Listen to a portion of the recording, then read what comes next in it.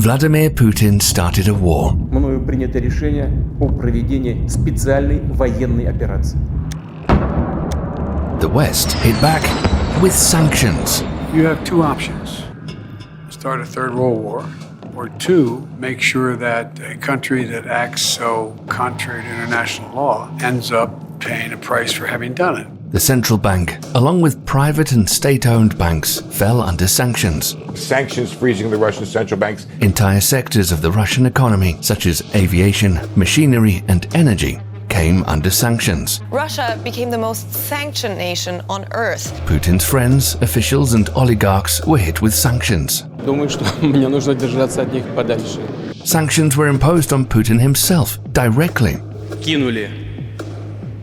Ну, просто обманули. And the things Putin holds dear, they weren't spared either. For instance, his yacht. But these sanctions barely affected his life. Over a year and a half into the war, Putin has become a master at bypassing them. For example, he keeps remodeling and decking out his yacht with the help of companies in Europe.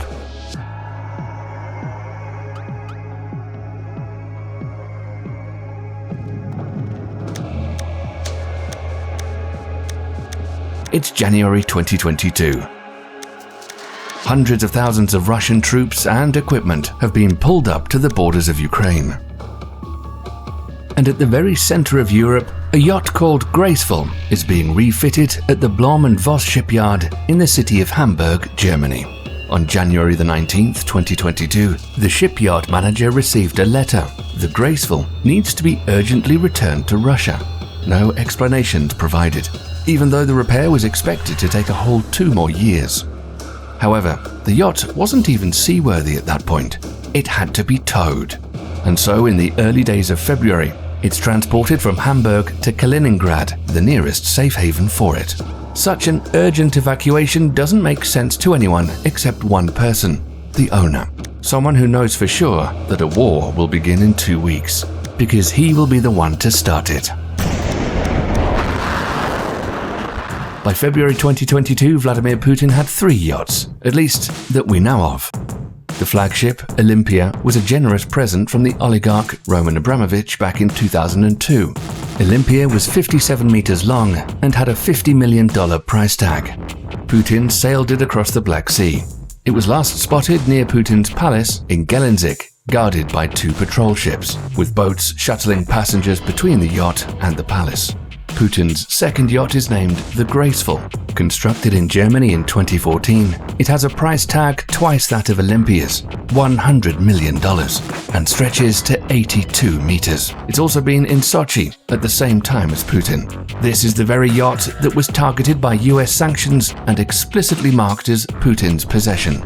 The third yacht, the newest and most luxurious, is called Scheherazade, a 140-meter marvel priced at an eye-watering $700 million. Inside, it's nothing short of a floating palace, a dance floor that turns into a pool, elegant lounges showcasing a piano, and even a self-leveling pool table. And just about everything, right down to the toilet paper holder, is crafted from gold. It was built with utmost secrecy in Germany, and for years the owner's identity remained a mystery. But our investigations proved it. It belongs to Putin. A look into its crew revealed everyone from the deck crew to the helicopter maintenance team, a part of Putin's personal security force. So, the Olympia is no longer in use. Scheherazade is seized and locked down, gathering dust in an Italian dock. Building a brand new yacht from scratch is a 5-year project. But there's a yacht-shaped hole that needs immediate filling. Even Putin needs some escape from the war. The move? Give an upgrade for Graceful, which is now in Kaliningrad. The to-do list is overwhelming. There's a need to construct new luxury cabins for the master and mistress. Just check out the style and the prices. Millions of euros are spent on some overpriced junk that perhaps will never even be used. How about porcelain flowers to decorate the table? They spent more than 8,000 euros on them. Maybe backgammon for 5,000 euros, or Jenga for 1,700 euros. Interested? How much time could Putin be spending on this yacht? A few days a year, perhaps? Does he really need 54 hairbrushes? They spent 4,000 euros on them. Notice the buttonless phone with an emblem on the table? It's a secure line set up wherever Putin resides or relaxes. And what do we have here? Oh, that's a model of Scheherazade, which got arrested in Italy. This photo is actually very important. It's the ultimate proof that both yachts, Graceful and Scheherazade, really belong to the same owner, Vladimir Putin. There's also a dance floor that can transform into a pool, just like the one on Scheherazade.